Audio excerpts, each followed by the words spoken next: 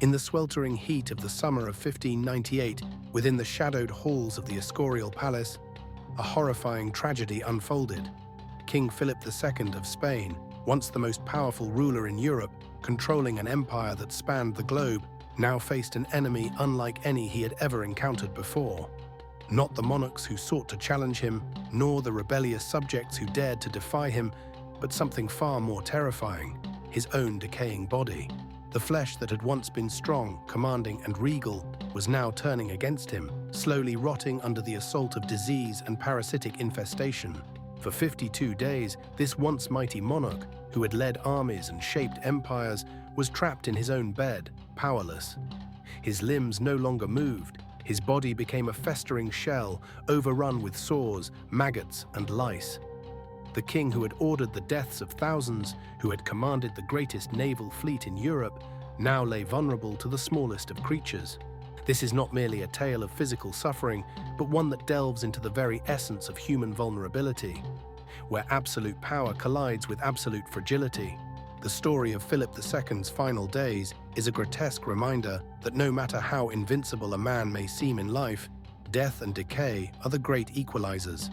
In a kingdom once vast and mighty, where the sun never set, the king's final enemy turned out to be not a foreign invader, but the unstoppable force of nature, relentless in its judgment. A man who could command nations could no longer command his own body. His demise is a chilling meditation on the impermanence of power, the inevitability of death, and the cruel indifference of nature. From the height of glory to the depths of suffering, this is a tale of a king who fell not in battle, but in the most degrading and grotesque manner imaginable, consumed alive by the very body he once ruled. As we witness his final descent into decay, we are reminded that no one, not even kings, can escape the inevitable fall into dust. His power, once so absolute, was powerless against the most insidious of all adversaries, the frailty of the human body. This is the story of how the mightiest of monarchs was reduced to a festering prey for the smallest creatures, reminding us all that in the end, we are all equal in the face of death. Philip II's position before his illness. Before death claimed his vitality, Philip II of Spain was one of the most powerful monarchs in history. He ruled over a vast empire that stretched from the distant Americas to the Philippines, which still bears his name today. Philip II was not merely a ruler, but a symbol of absolute dominance, a man who transformed his kingdom into a global superpower. With this immense power, he famously boasted that, "The sun never sets on my empire," a proud declaration of the empire's vastness and his control over nearly every strategic region of the world at the time. Born as the son of Emperor Charles V, Philip inherited a colossal realm spanning across continents. From Spain to the Americas and as far as the Philippines, he held sway over nearly all the key territories of the 16th century. To maintain this dominance, he was a hardline leader, unafraid to send his armies into bloody campaigns, including the ill-fated Armada against England and brutal campaigns against Protestant heretics during the Counter-Reformation. As the staunch defender of Catholicism during the Reformation, Philip II was not just a monarch, but a warrior in the global religious conflict. His power was not only reflected in military victories, but also in his complete control over the political, religious, and social spheres within his empire. The foundation of his authority was so strong that everyone within his kingdom bowed to his will. Despite enduring numerous health issues throughout his life, including gout and arthritis, Philip II was still revered as a resilient ruler who seemed to overcome any adversity to maintain his grip on power. His greatness was measured not only by military conquests or territorial expansions, but also by his leadership and his ability to sustain the stability of his vast empire. To many, he was an invincible king, untouchable by any force, a monarch whose reign seemed unassailable and eternal. The beginning of the decline. In June 1598, at the age of 71, Philip II's health began to deteriorate in an irreversible and undeniable way. Though he had battled various ailments throughout his life, this time his condition was not just fleeting pain, but a prolonged, inevitable decline. The gout, which had tormented him since his 30s, now not only deformed his fingers and toes, but had spread to larger joints like his knees, wrists, and shoulders. The pain was so intense that he could no longer walk normally. and even the simple act of holding a pen to sign documents became increasingly difficult. Alongside this, a severe form of arthritis left him completely immobile, unable to perform basic actions such as scratching his head or moving his limbs. With his health rapidly failing, Philip II had to rely on a wheelchair to move from one room to another in the Escorial Palace. Despite this, he continued his imperial duties, demanding that important documents be reviewed and giving orders to officials and military leaders as if he were still the strong, unyielding ruler he once was. However, this determination became tragically futile as his body continued to betray him, particularly in the summer of 1598, when he found himself battling not only illness, but the very decay of his own flesh. Fever became a constant companion, growing more frequent and intense. His body began to develop abscesses and sores that could not heal, with the pustules bursting and draining foul, putrid matter.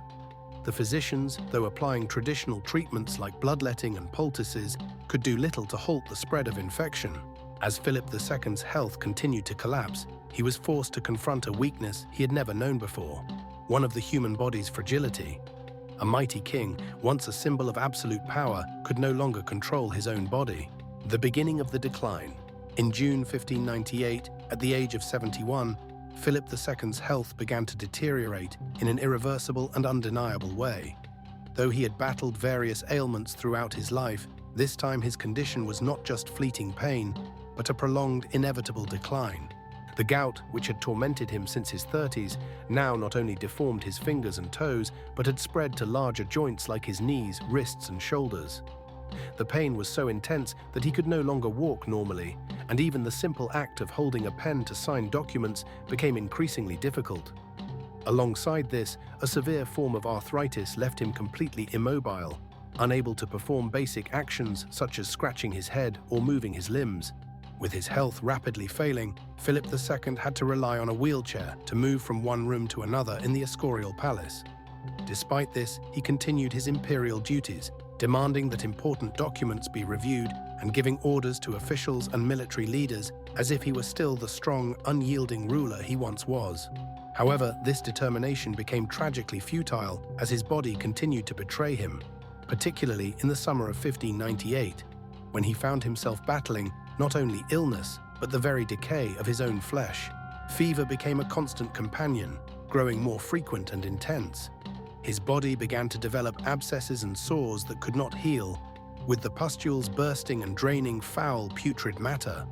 The physicians, though applying traditional treatments like bloodletting and poultices, could do little to halt the spread of infection. As Philip II's health continued to collapse, he was forced to confront a weakness he had never known before, one of the human body's fragility. A mighty king, once a symbol of absolute power, could no longer control his own body. The strange illness and the invasion of bacteria and vermin. As the summer heat of 1598 intensified, so did the rapid deterioration of Philip II's health. What began as simple fevers and aching joints quickly turned into a grotesque series of afflictions that no treatment could remedy.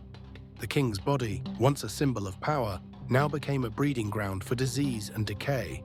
New abscesses began to form, starting with his right knee and hand, and quickly spread across his body. These sores would rupture and drain, only to reform with greater intensity, deepening the infection. Despite the physician's best efforts, applying poultices and performing bloodletting, the disease only worsened, and the king's once pristine body was now covered in painful, oozing wounds. But it was not just the infection that made Philip's suffering unbearable. It was the tiny invaders that followed.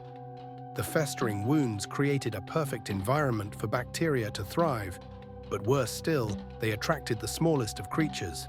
By August, lice appeared. Whether they had arrived with the servants or emerged from the soiled bedding, they found Philip's rotting flesh to be the ideal host. They multiplied quickly, feeding on the king's blood and the dead tissue from his lesions. Witnesses reported that the lice swarmed so thickly over the king's body that his attendants could not keep him clean, no matter how often they tried. According to Diego Dipes, the king's confessor, the lice even seemed to breed within the king's very wounds, emerging from the putrefying flesh. Whether literal or simply the horror of the situation, the effect was the same. Philip, once the most powerful man in Europe, was now a living hive for parasites. But the lice were only the beginning. As the infection spread, maggots appeared in the king's wounds, likely larvae from common flies that had found their way into the palace. The maggots fed on Philip's decaying flesh, growing in numbers as the days passed. In his final moments, Philip was forced to endure the terrifying sight of worms writhing beneath his skin, feeding off his body. The once mighty monarch, who had been revered as almost divine, now found himself at the mercy of the smallest creatures. Attendants worked tirelessly, removing maggots and lice from his body, only to find new swarms within hours. The king, fully conscious and aware of his fate, could only endure as his body became a grotesque and tragic reminder of human vulnerability. As the infection deepened and the parasites consumed him from within, Philip II's last battle was no longer with foreign monarchs or rebellious subjects, but with his own body, which had become his ultimate enemy. His once indomitable will and power could not save him from the relentless invasion of vermin and the slow, horrifying process of decomposition, the feeling of degradation and the loss of power. As the weeks wore on, Philip II's once mighty body was reduced to a wreck. The power he had once wielded over continents, armies, and even the very faith of Europe now seemed utterly meaningless in the face of his own mortality. The king who had once commanded legions, dictated the fate of nations, and ruled over an empire that spanned the globe, now lay trapped in a decaying body that no longer obeyed his will. The most devastating aspect of Philip's decline was not the physical suffering, though that was profound, but the complete helplessness he now faced. Once a man who had been revered, even feared by his subjects, now he was nothing more than a pitiful figure, entirely dependent on others for every basic function. His attendants, once treated with the utmost deference, now had to care for him as he lay immobile, unable to move or even relieve himself. The king, who had once been approached with elaborate bows and deference, now found himself soiled in his own excrement, a humiliating reversal that starkly contrasted with the grandiose image of monarchy that had surrounded him for so long. His body, which had once commanded respect, was now a grotesque shell of disease and decay. The royal court, accustomed to the grandeur of Philip's presence, was now filled with the stench of his decay. Even the most devoted servants had to cover their faces with perfumed handkerchiefs to endure the smell of his rotting flesh. And yet, despite the horror of his condition, Philip remained acutely aware of his degradation. His lucid moments were filled with the painful realization that he, the once untouchable ruler, could no longer control even his most basic bodily functions. Perhaps the cruelest part of his suffering was his own consciousness of it. Philip was still mentally sharp enough to understand the full scope of his decline. The once omnipotent monarch, who had ordered countless deaths on the battlefield, now found himself helpless against the smallest creatures, his body overtaken by lice, maggots, and infection. The profound loss of control was a visceral blow to his identity as a king, a reminder that no amount of earthly power could protect him from the inevitable decay that awaited all mortals. As he lay there, unable to move and fully aware of his own helplessness, Philip's thoughts likely turned to the fleeting nature of his once immense power. The king who had once shaped the fate of nations now faced the cruel reality that even the most absolute power could not protect him from the fundamental vulnerabilities of the human condition.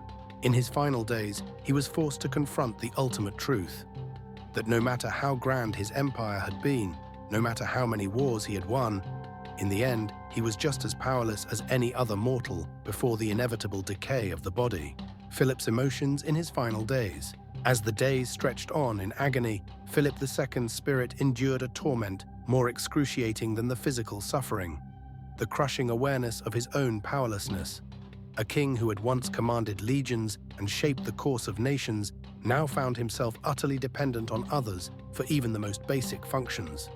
His body had become a prison, unable to fulfill his will, and his once commanding presence was reduced to a trembling figure lying immobile in his bed. Though his body was betraying him in every way, Philip's mind remained sharp, and it was this clarity of thought that perhaps made his decline all the more painful. Every hour of suffering was a reminder of his mortality, of how the mightiest king in Christendom could do nothing as his own body turned against him. The dignity that had once marked his reign, his indomitable will that had bent others to his command, had all crumbled away. His only remaining power was his faith, and even this seemed to be slipping as his physical form degraded beyond recognition. Despite the horrors unfolding in his body, Philip found solace in his Catholic faith. He requested daily mass in his chambers, even as the stench of decay filled the air. The man who had fought so fiercely for the supremacy of the Catholic Church now clung to the rites of his religion as a final comfort.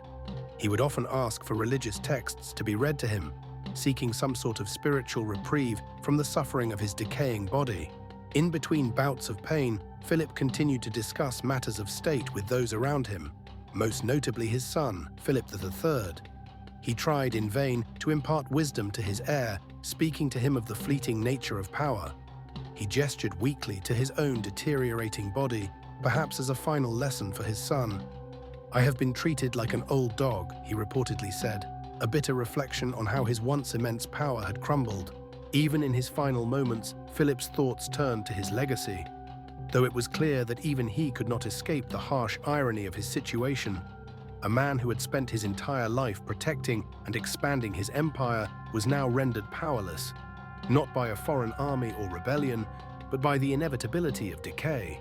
As he lay in his bed, fully aware of his helplessness, the king must have come to terms with a grim truth. All the power in the world could not shield him from the slow, relentless march of mortality.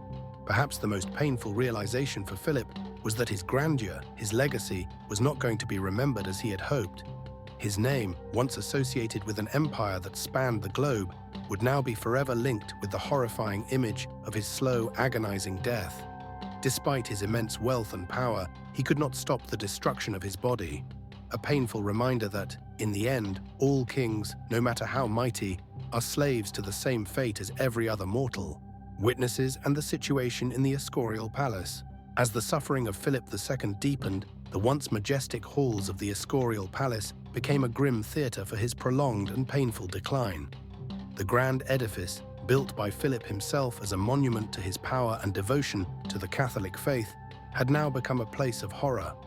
The very walls that had once echoed with the sounds of royal commands and ceremonies were now filled with the stench of decaying flesh, a stark contrast to the royal dignity that had once defined the palace. The king's condition was so dire that his suffering could not be hidden. The grandiose court, accustomed to elaborate rituals and elaborate manners, now had to contend with the most basic human needs. Philip's once pristine royal chambers had become a scene of degradation, as the king lay immobile, unable to care for himself. His attendants, once accustomed to a distant respect and formality, now had to deal with the grim reality of cleaning and changing the bedridden king, who was soiled in his own excrement. The smell of rot was so overpowering that even the most devoted servants had to cover their faces with perfumed handkerchiefs, and the air in the palace corridors was thick with the stench of death. Within the royal chambers, the atmosphere was one of tension, disgust, and profound sorrow. The courtiers and physicians who had once stood in awe of the king now found themselves forced to confront the humanity of the monarch they had once revered. The king, though physically helpless, remained mentally alert, fully aware of the extent of his own degradation. He witnessed the slow collapse of his body with a degree of clarity that was perhaps the most cruel aspect of his ordeal. As the king's body became increasingly infested with lice and maggots, his attendants struggled to remove the parasites, but the infestation spread too rapidly to be kept under control. Some accounts describe how the lice were so thick that they could not be removed, swarming over Philip's body as he lay in his sickbed. Witnesses were horrified to see maggots feeding on his open wounds, a stark reminder of the powerlessness of even the mightiest monarch in the face of nature's inexorable forces. The royal physicians, limited by the medical knowledge of the time, could do little more than apply poultices and attempt to ease Philip's pain, but their efforts seemed in vain. The sores and lesions on his body, the ulcers that ate away his flesh, and the sepsis that ravaged his system only grew worse. The situation in the Escorial was one of complete and utter helplessness. There was nothing that could be done to reverse the damage, and every attempt at relief only seemed to hasten his decline. Despite the overwhelming physical deterioration, Philip's mind remained lucid. He continued to give orders, though his voice was weak and his body incapable of following through. He would occasionally ask for the reading of religious texts, seeking comfort in his faith. The contrast between his once immense power and his current helplessness was stark, and those who witnessed the scene were struck by the tragic irony. The king who had once held the fates of entire nations in his hands was now utterly powerless against the slow, relentless decay of his own body. The palace, which had once been a symbol of Spain's grandeur and Philip II's personal glory, had transformed into a grim, suffocating chamber of suffering. The Escorial, once the center of royal authority, had become the tomb of a king who had long since lost his ability to command anything, not even the most basic functions of his own body. For those who witnessed it, the sight of Philip II's final days would remain a haunting memory, a reminder that no matter how powerful a man may be, he is still subject to the relentless passage of time and the decay that comes with it. The death and legacy of Philip II. On the morning of September 13, 1598, after weeks of unbearable suffering, King Philip II of Spain finally drew his last breath. The monarch, who had once commanded a vast empire stretching across continents, succumbed not to the forces of armies or the defiance of his enemies, but to the cruel and unrelenting decay of his own body. His death came quietly, though not without profound symbolism. The king who had once shaped the fates of nations could no longer control the inevitable decay of his own flesh. The final moments of Philip's life were marked by increasing respiratory distress, his lungs filling with fluid as sepsis overwhelmed his system. His breathing became labored, each breath rattling with the sound of death drawing nearer. Even as he struggled for air, the presence of flies, attracted by the smell of his decaying flesh, continued to torment him, a final insult to a monarch who had once held such absolute power. Philip, aware of his impending death, requested the crucifix that his father, Emperor Charles V, had held in his final moments, a symbolic connection to the imperial legacy that was slipping away. As his body finally succumbed, Philip's funeral proceedings were met with the grim reality of his decomposition. Traditional embalming methods could not preserve the body as they had for other monarchs. The king's remains had already begun to fall apart, and the royal embalmers had to work with haste, using an excessive amount of perfumes and preservative compounds in a desperate attempt to make the king's body presentable for the funeral. Despite their efforts, the king's body continued to deteriorate rapidly, forcing a hastened burial. The funeral was brief, and only the most essential rituals were performed before the sealed casket was hastily lowered into the royal crypt beneath the Escorial Palace, a final resting place that had once symbolized Philip's grandeur, but now served as the tomb of a king undone by the fragility of his own human form. Philip II's death was not only the end of a monarch, but the beginning of the decline of the Spanish Empire. His son, Philip III, would inherit the throne, but he lacked his father's work ethic and ability to manage the vast territories Philip II had built. Over the decades that followed, Spain would lose much of its power and influence, and its once dominant position in Europe would be steadily eroded. Some historians suggest that the horrific sight of his father's death had a profound impact on Philip III, making him reluctant to fully engage in the burdens of kingship and instead relying on favorites while pursuing pleasure. The legacy of Philip II, however, would not be remembered as he had hoped. Rather than being immortalized for his military victories or the expansion of the empire, his death became the lasting image of his reign. The cruel, degrading nature of his final days, his body consumed by disease, parasites, and rot, served as a chilling reminder of the limits of human power. No amount of wealth, military strength, or divine favor could shield him from the ultimate fate that awaited all men: decay and death. His suffering and the grotesque manner of his death would remain etched in history, not as a king's triumph, but as a tragic memento mori for all who would come after him. Philip's final days, full of torment and helplessness, marked the collapse of his own vision for Spain and his empire. His death symbolized the fragility of even the most powerful rulers. The Escorial, which he had envisioned as the heart of his empire and a testament to Spanish glory, would no longer be the hub of a thriving empire, but a monument to the decay of power and the inevitable loss of sovereignty. As history moved on, Philip II would be remembered, not for the empire he built, but for the cruel physical degradation he endured. His story serves as a stark reminder that power is fleeting, glory fades, and in the end, even the mightiest kings return to dust, sometimes inch by excruciating inch. The world's reaction and legacy. Upon Philip II's death, news of his horrific demise spread quickly throughout Europe, and the reactions were as varied as the lands over which he had ruled. To those who had long opposed his reign, particularly Protestant nations like England and the Netherlands, the king's death was seen almost as a divine judgment. Philip II, the defender of Catholicism, the ruler who had waged brutal campaigns against heretics, was now the subject of dark satisfaction. In England, where he had once sent the mighty armada to conquer, there were whispers of retribution, and many saw his suffering as the natural punishment for his role in the Inquisition and the bloody wars against Protestants. His death, with its grotesque nature, was interpreted by some as divine retribution, a clear sign that even the most powerful monarchs could not escape the laws of nature and fate. The English monarch, Queen Elizabeth I, who had been Philip's longtime adversary, is said to have remarked upon hearing of his death, "We should not mock the afflictions of princes, for they remind us all of our common mortality." Though her response was one of restrained sympathy, it echoed the sentiment that Philip's suffering had become a universal lesson, a reminder that even the most exalted rulers could be brought low by the very forces they sought to control. In Catholic Spain, however, the official narrative surrounding Philip's death was carefully curated. The more disturbing details of his decline, particularly the infestations of lice and maggots, were omitted or minimized.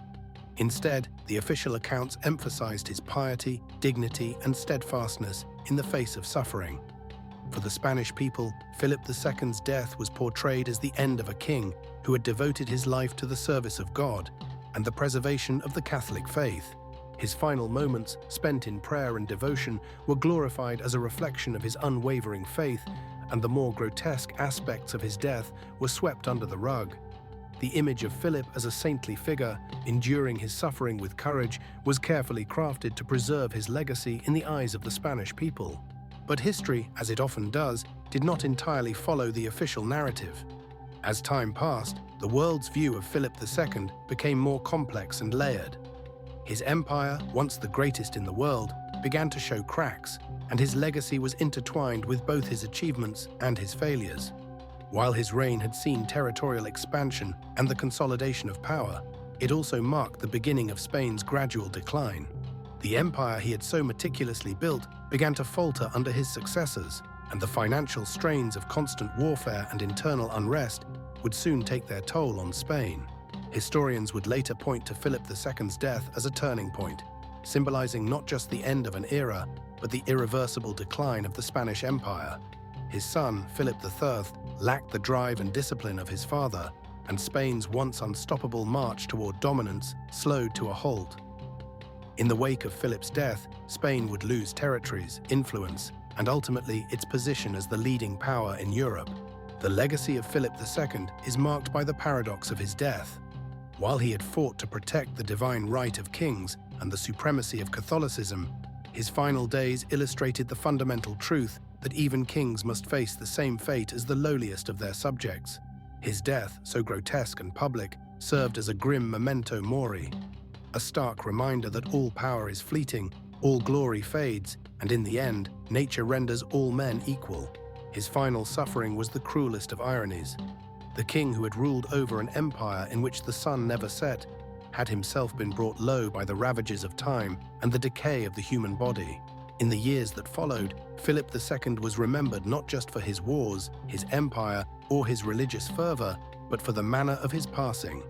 His death, with its physical decay and humiliation, became a symbol of the fragility of power and the unyielding nature of mortality. His story, once one of expansion and conquest, became a cautionary tale about the inevitable decline of even the mightiest monarchs. A story of a man who had everything, only to lose it all in the most humbling and horrific way imaginable.